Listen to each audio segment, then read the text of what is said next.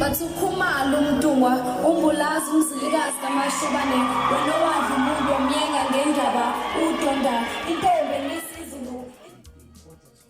Yebo, ufuna ukuqondisa lolu ulimi mfowethu. Ngiyajabula kakhulu, ngiyaqonda futhi ukuthi uzakwenelisa abalaleli bohlelo lwakho. Ngizobonga kakhulu mfowethu ukuthi sikwazi ukuhloniphana mangithi ngicela ukukhuluma ngesiZulu.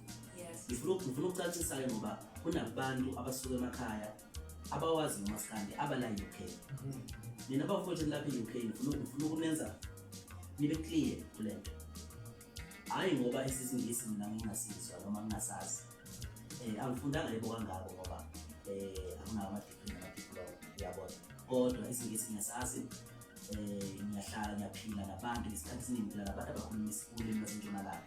Kodwa into ebalulekile njengamanje ngithini-ke ngalaba bantu abagcwele ipage laphayana, laba bantu abathenga umculo wami, labantu abangisuse from down baze bangibeka lapha engikhona bese ngishintsha mina njengopresident ophethe oqhamuka ewumXhosa, mayiseshintsha mayise-president usedeliver speech sakhe nge-English, you understand? Yes. Bakhona president. I do appreciate that.